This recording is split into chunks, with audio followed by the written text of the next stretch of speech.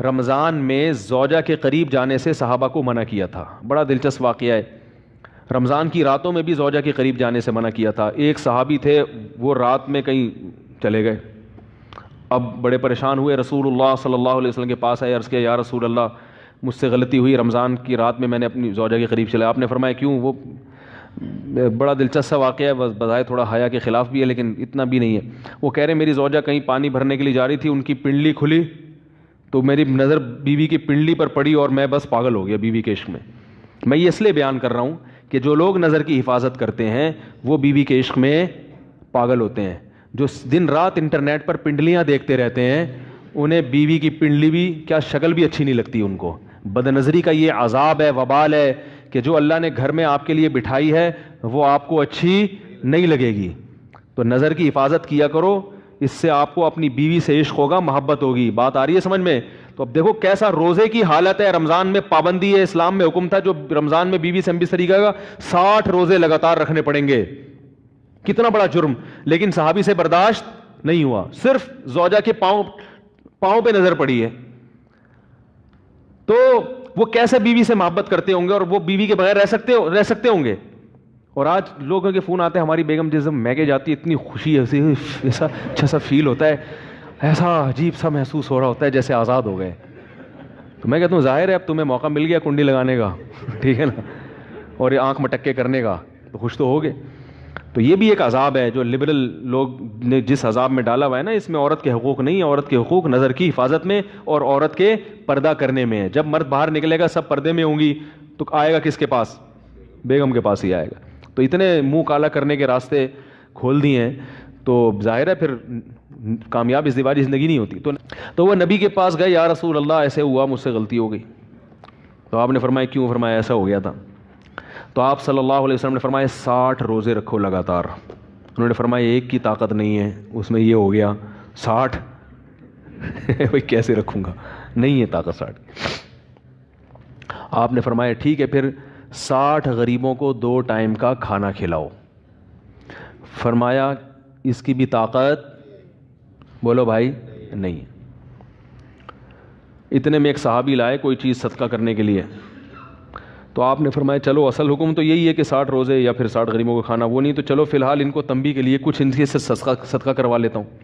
فرمایا چلو یہ فلاں خیرات کی ایک چیز لے کر آئے ہیں, تم یہ لے کے غریبوں میں بانٹ دو. انہوں نے فرمایا مجھ سے زیادہ غریب پورے مدینہ میں بولو بھائی کوئی بھی نہیں. آپ صلی اللہ علیہ وسلم مسکرانے لگے, فرمایا جاؤ کھاؤ اور بچوں کو کھلاؤ. واہ بھائی غلطی بھی ہوئی اور گھر میں راشن بھی آ گیا. تو اس کے بعد قرآن کی آیت نازل ہوئی کہ احل لکم لیلۃ الصیام الرفث الی نسائکم ہن لباس لکم وانتم لباس لہن علم اللہ انکم کنتم تختانون انفسکم فتاب علیکم وعفى عنکم فالآن باشروہن وابتغوا ما کتب اللہ لکم. فرمایا اللہ کو پتہ ہے کہ تم اس حکم پر عمل نہیں کر سکتے, لہٰذا رمضان کی راتوں میں تمہیں اپنی بیوی کے پاس جانے کی اجازت ہے, لہذا ان کے پاس جایا کرو اور اس اولاد کو تلاش کرو جو اللہ نے تمہارے مقدر میں لکھ دی ہے. قرآن جہاں بھی بیوی سے ریلیشن قائم کرنے کی بات کرتا ہے اولاد کا ذکر لازمی کرتا ہے, یعنی تلاش کرو اس اولاد کو جو اللہ نے تمہارے لیے لکھ دی ہے. ما کتب اللہ لکم, ما کتب اللہ علیکم نہیں ہے. علا کا مطلب تمہارے خلاف, لکم کا مطلب تمہارے فائدے کے لیے. لام عربی میں نفع کے لیے آتا ہے, علا عربی میں ضرر اور نقصان کے لیے آتا ہے. فرمایا یہ نہیں کہ اس اولاد کو تلاش کرو جو بطور پینلٹی کے اللہ نے تمہارے متھے لگا دی ہے, جو اللہ نے تمہارے فائدے کے لیے لکھ دی ہے. اس سے پتہ چلتا ہے اسلام اولاد کی کثرت پہ کس قدر حریص ہے. بات آ رہی ہے؟ تو رمضان کا روزہ اگر کسی نے جان بوجھ کر توڑ دیا اور یہ کہتے ہوئے کہ مجھ سے پیاس برداشت نہیں ہوتی, بیماری نہیں ہے نہ مرنے کا اندیشہ ہے, وہ تو الگ بدن, ویسے یار میں مجھ سے کوئی کام ہی نہیں ہو رہا, مجھے برداشت نہیں ہو رہا, بھائی بار بار کولر کی طرف دل چاہ رہا ہے, اور ایک قطرہ بھی حلق میں اتار لیا تو روزہ بھی ٹوٹ گیا. اور سزا کیا ہے؟ 60 روزے لگاتار. نہیں آ رہی میرا خیال ہے بات سمجھ میں. روزہ توڑنے کا کفارہ کیا ہے؟ رمضان کا روزہ 60 روزے جان کر اگر توڑا ہو کسی نے, 60 روزے بولو بھائی لگاتار, ورنہ توبہ قبول نہیں ہو. اور یہ والا روزہ بھی قضا کرنا پڑے گا. اور وہ جو 60 روزے رکھنے ہیں ان میں اگر 59 روزوں کے بعد آپ کی طبیعت خراب ہو گئی اور 60واں نہیں رکھ سکے تو پھر پہلے دن سے دوبارہ, یعنی اس میں بیماری کی بھی کبھی عذر قابل قبول نہیں ہے, کیونکہ یہ کس کا روزہ ہے؟ رمضان کا. یہ مذاق نہیں ہے, یہ اللہ کا بہت بڑا حکم ہے. اسی طرح یاد رکھو ایک اور مسئلہ ہے, مسافر کے لیے روزہ چھوڑنا جائز ہے لیکن افضل نہیں ہے.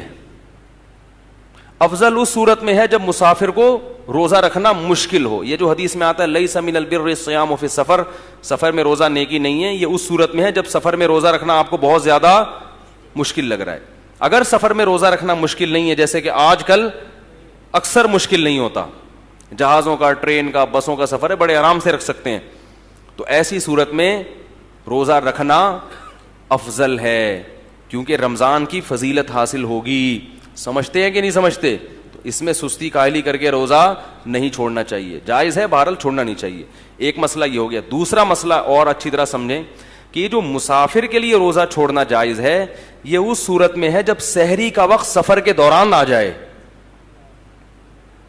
ہمارے ہاں یہ ہوتا ہے کہ دوپہر کسی کا لاہور جانے کا ارادہ ہے تو صبح روزہ چھوڑ دیتا ہے کہ میں تو سفر میں. ایسا نہیں ہے, سحری کا وقت مقام پہ آیا ہے تو ابھی آپ مسافر بنے نہیں ہیں, آپ دوسرے مسلمانوں کی طرح آپ پر بھی روزہ فرض ہے کیونکہ ابھی آپ مسافر بنے نہیں ہیں.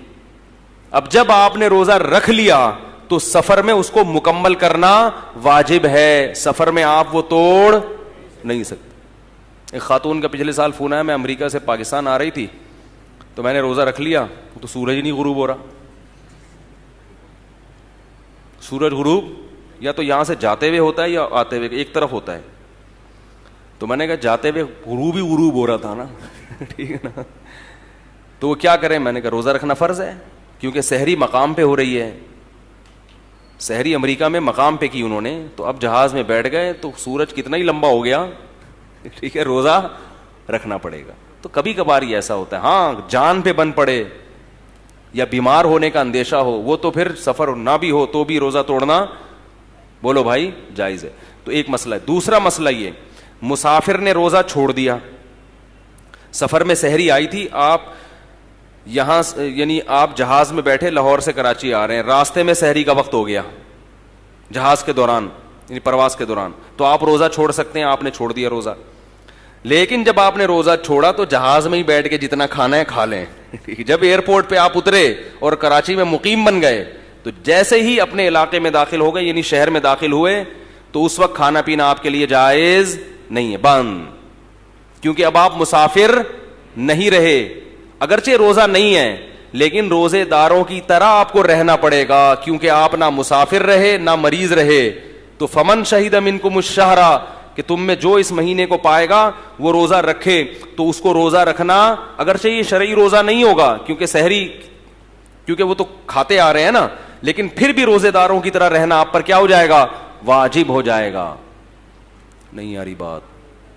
ہم نے دیکھا ہے مسافر کا روزہ نہیں ہے, وہ آ کے کھا رہا ہوتا ہے. بھائی اب تو مسافر نہیں رہے نا تم, اب تھوڑی مسافر ہو, اب چپ آرام سے جیسے دوسرے بیٹھے ہوئے ہیں نا اس طرح بیٹھو, کھانے پینے کی اجازت. وہ کہتے ہیں جب میرا روزہ ہی نہیں ہے تو روزہ بھی مجھے بعد میں بھی قضا کرنا پڑے گا اور اب بھی مجھے کھانے پینے کی اجازت نہیں ہے. بالکل ایسا ہی ہے, بعد میں یہ قضا بھی کرنا پڑے گا کیونکہ آدھے دن تو آپ چرتے رہے نا, آدھے روزے تھوڑی ہوتے ہیں, اور آدھا دن آپ کو روزے داروں کی طرح رہنا بھی